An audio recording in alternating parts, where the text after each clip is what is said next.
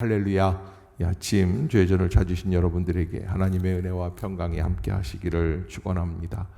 누가복음 1장에서 이제 예수 그리스도께서 이 땅에 오시기 위한 전초전으로 세례 요한을 보내시고 아기 예수가 태어나시기 위해서 준비하시는 하나님의 모습들을 보여주셨다라고 할 때에 그 준비하시는 하나님의 역사 앞에 응답하는 모습들이 세례 요한의 아버지 사가랴, 엘리사벳, 또 예수의 어머니 마리아 서로 화답하며 기뻐하며 찬양하는 모습들을 보게 되고, 과연 하나님의 역사가 어떻게 진행이 될 것인가 하는 기대가 이 누가복음 1장에 있다고 할 수 있습니다. 그러면 이제 누가복음 2장에서는 본격적인 하나님의 선물이 이 땅에 나타나시는 모습을 우리에게 알려주시는 그런 모습이죠.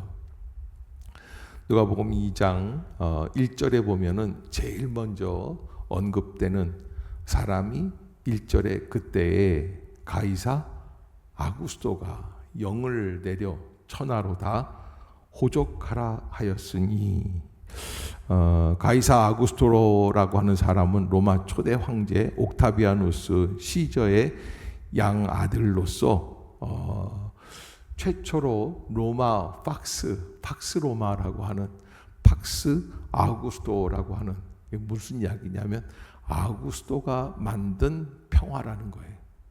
그래서 전 세계를 통일을 하고 무력으로 제압을 하고, 그래서 천하를 완전히 손에 쟁취하는 겁니다. 그 사람의 이름이 언급되는 것을 보게 돼요. 사실은 베들레헴 마곡간에 작은 어떻게 보면은 관심 가질 수 없는 작은 아기가 태어났는데, 그 아기의 태어남을 위해서 제일 먼저 언급되는 사람이 그 당시에 가장 큰 권력을 갖고 있었던 가이사 아구스토라고 하는 그런 황제의 이름을 언급하고 있었다. 근데 이게 아구스토는 사실은 인구 증가 정책에 굉장히 관심을 갖고 있는데, 한 번은 로마에서 연애를 하다가 결혼한 사람들 일어나 봐라, 그러니까 이제 일어나고, 결혼 안 한 사람들을 일어나 봐라, 그러니까는 한 3분의 2가 결혼을 안 한 사람들이래요. 그래서 왜 로마가 이 모양이 됐을까? 이대로 가다가는 결혼을 안 한 사람들이 계속 만들어지면 로마의 혈통이 사라지게끔 되죠. 그래서 결혼을 하는 사람들에게만 주는 특혜를 만들어요. 그래서 결혼한 사람들만 얻을 수 있는 세금 면제 혜택이라든지 여러 가지 방법들을 만들어서 사람들이 결혼을 하지 않으면 견딜 수 없게끔 만든 황제가 가이사 아구스토입니다. 그래서 그 사람은 인구가 증가되고 있는지 감소되고 있는지에 관심이 많았고, 그 전 세계 중에 하나가 지금 베들레헴에 호족하러 가고 있는 마리아와 요셉까지도 연결되는 거죠. 그렇게 해서 가이사 아우구스토가 영을 내려 천하로 다 호족하라. 매년 하는 것은 아닙니다. 그러나 5년에 한 번, 10년에 한 번 호족을 다 점검하면서 전 세계의 인구가 증가되는지 감소되는지 이걸 점검하고 있는 것을 보게 돼요. 하나님의 역사는 한 인간 로마 황제의 정책 속에서도 그 정책을 이용하면서 하나님의 구원의 역사가 전개되고 있다라는 것을 보게 됩니다. 자, 그렇게 해서 아기 예수께서 태어나셨는데 4절을 한번 보겠습니다. 4절 시작. 요셉도 다윗의 집 족속이므로 갈릴리 나사렛 동네에서 유대를 향하여 베들레헴이라 하는 다윗의 동네로. 그래서 그 약혼한 마리아와 함께 호족하러 올라가니 마리아가 이미 잉태하였고, 그 베들레헴에 갔을 때 거기서 뭘 했어요? 해산을 하게 돼요. 베들레헴에서 태어나야 할 이유가 있는 거죠. 왜? 베들레헴은 다윗의 동네이기 때문에 그렇습니다. 그 상징적인 의미가 있어요.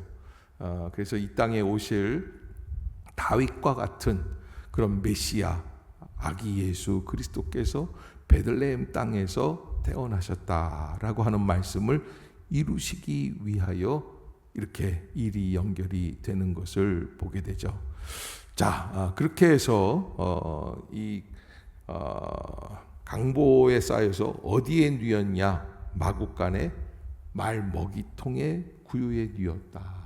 구유에 뉘었다라고 하는 이 말을 통해서 사실은 아기 예수께서 모든 인류의 먹이가 되기 위해 오셨다.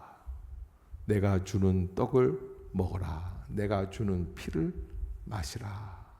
예수 그리스도께서 우리에게 주시는 생명의 양식이라는 것이죠.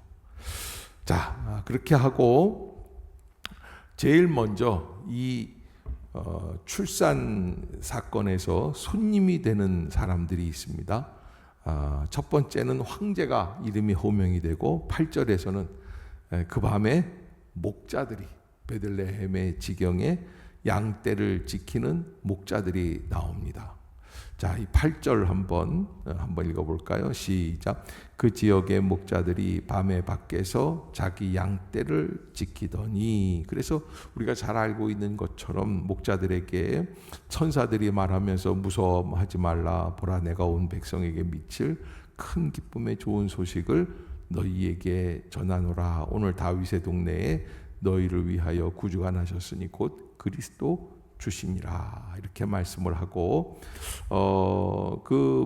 이제 천사들의 그 말씀대로 목자들이 순종해서 함께 베들레헴으로 가죠. 자, 15절을 한번 보겠습니다. 시작. 천사들이 떠나 하늘로 올라가니 목자가 서로 말하되 이제 베들레헴으로 가서 주께서 우리에게 알리신 바. 이게 이제 계시하시는 하나님과 반응하는 인간이에요. 그 시절 그 캄캄한 어두운 밤 하늘 아래서 천사의 모습을 음성을 듣고 그 음성 앞에서 반응해서 그래서 베들레헴 마구간까지 갈 수 있는 사람들이 누굴까? 그리고 왜 하필이면 목자들에게 첫 번째 퍼스트 노엘이라고 그러죠. 첫 번째 크리스마스 소식이 전달이 되었을까 하는 것.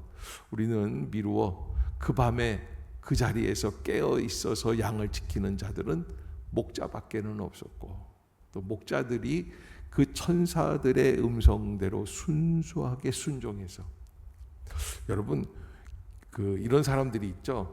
회계사, 계리사, 이런 좀 똑부러지는 변호사 이런 사람들을 한테 만약에 하나님이 천사를 보내서 말씀을 하셨다면은 회계사들은 그런 거 하겠죠. 야, 여기서 베들레헴까지 가는데 키로수가 몇 킬로? 기름값은 얼마? 우리가 다 갈 필요가 있을까? 한 사람만 갔다 올까? 확인이 안 된 거. 이런 식으로 계산을 하는 거예요. 근데 그런 식으로 계산을 해서는 하나님의 역사 앞에 반응이 안 되는 거예요. 그래서 정말 가난한 마음으로 순종해서 태어난 아기를 경배하고 찬양할 수 있는 사람들, 그런 사람들에게. 그래서 여러분 지금도 성지순례를 가서 베들레헴에 가면 아기 탄생 기념 교회가 있어요. 그 아기 탄생 기념 교회에 가보면 매일 미사를 드릴 때 그 미사는 무슨 미사냐면 크리스마스 미사예요. 매일 거기에서 아기 탄생을 축하하는 미사가 이렇게 진행이 되고, 그다음에 매일 들어가면은 고요한 밤, 거룩한 밤, 그다음에 이렇게 크리스마스 때 부르는 찬양들이 계속 진행이 돼요. 참 특이한 경험인데 가보면 참 은혜롭습니다. 그런 하나님의 섭리 속에서 순수하게 반응할 수 있는 마음, 그 마음을 주님은 원하시는 거죠.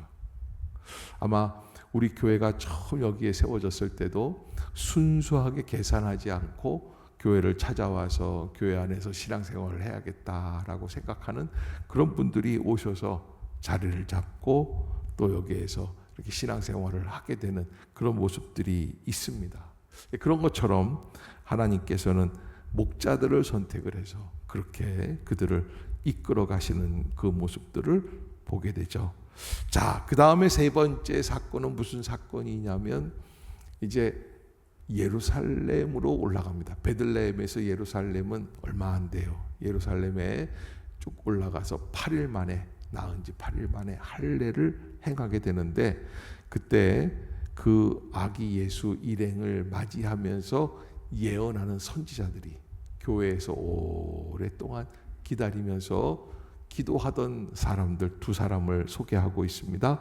그 사람들이 첫 번째는 시므온이라고 하는, 두 번째는 안나라고 하는 여선지자. 이 두 사람의 그 감동과 감격 속에서 하나님을 찬미하면서 이 시므온이라고 하는 그 선지자는 28절에 시므온이 아기를 안고 하나님을 찬송하여 이르되 주제여 이제는 말씀하신 대로 종을 평안히 놓아주시는도다. 내 눈이 주의 구원을 보았사오니 이는 만민 앞에 예비하신 것이요 이방을 비추는 빛이요 주의 백성 이스라엘의 영광이니이다. 예를 들어서 이 노인이 지금 한 80세가 넘었다 했을 때 아마 한 청년 때부터 한 50년간 교회에서 기다리며 기도하며 무엇을 위해서 걱정하는 겁니까?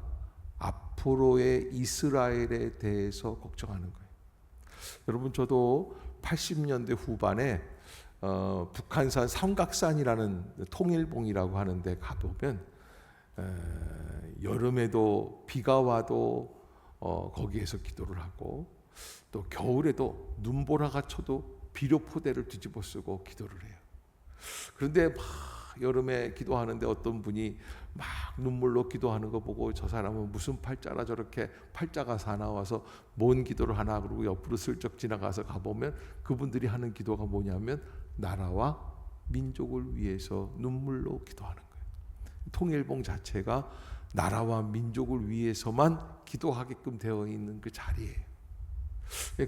그런 사람들이 있었기 때문에 오늘날 우리 한국이 그래도 여전히 진행될 수 있는, 지탱할 수 있는 힘이 되는 게 아닌가 생각이 되는데요. 그런 것처럼 시므온도 이스라엘을 위해서 기도하는데 드디어 만나는 거예요. 뭘 만납니까? 하나님이 보내주신 이 사인, 이 아기.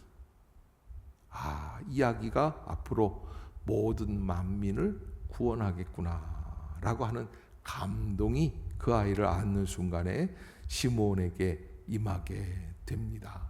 또 시므온 한 사람뿐만 아니라 안나까지도, 과부 안나까지도 이 사람은 계속해서 84세가 되도록 성전을 떠나지 아니하고 주야로 금식하며 기도하면서 섬겼던 사람인데 그분도 아기 예수를 바라보고 찬양을 하고 기도를 했던 모습을 보게 되고, 자, 그 사건이 있은 다음에 40절을 한번 봅시다. 시작. 아기가 자라며 강하여지고 지혜가 충만하며, 아멘. 52절도 한번 볼까요? 52절도 시작.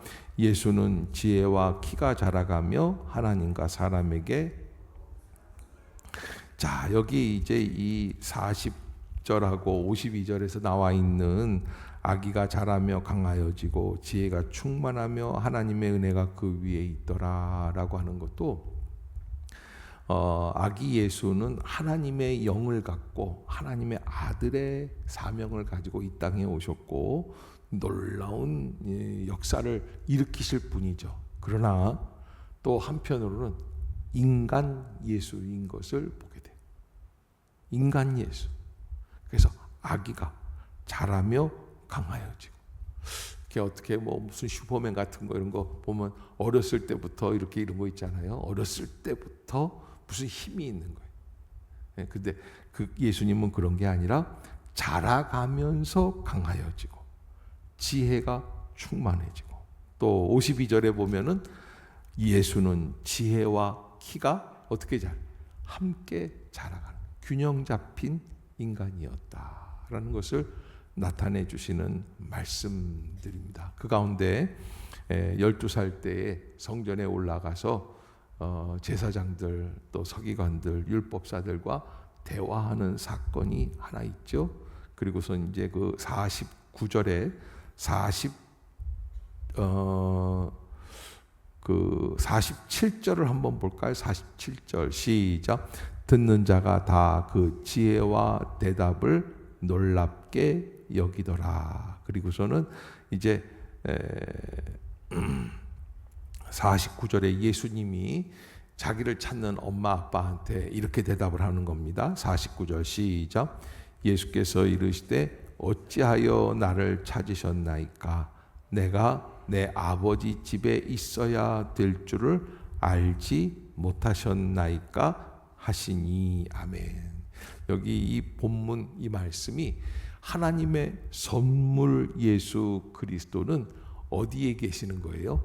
하나님 아버지 집에 계시는 것이다 라는 것을 우리에게 아주 분명하고 선명하게 말씀해 주고 있습니다.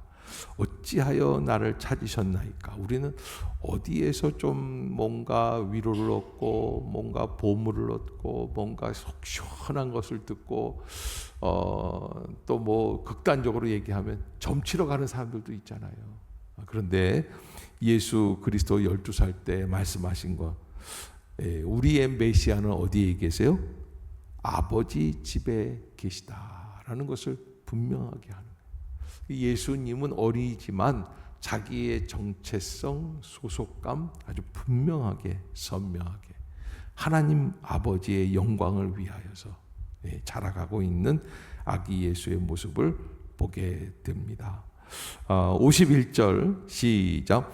예수께서 함께 내려가사 나사렛에 이르러 순종하여 받드시더라. 그 어머니는 이 모든 말을 이게 엄마가 그 아이의 자라가는 모습들 하나하나를 세밀하게 살피면서 그 아이가 해주었던 이야기나 어렸을 때 사람들에게 들었던 이야기나 이런 것들을 마음에 두고 기도하면서 그렇게 아이를 키웠겠죠. 우리에게 선물로 오신 예수 그리스도, 하나님의 선물은 예기치 못한 사람을 통하여 주어지고 하나님의 선물은 온 백성에게 주어지고 하나님의 선물을 우리는 진심으로 마음으로 받아야 한다. 우리 누가복음 2장을 그렇게 정리할 수 있겠습니다. 그 선물이 오늘 이 아침에도 우리의 심령 가운데 늘 가득할 수 있는 복된 성도들이 되시기를 주의 이름으로 축복합니다. 기도하겠습니다. 사랑의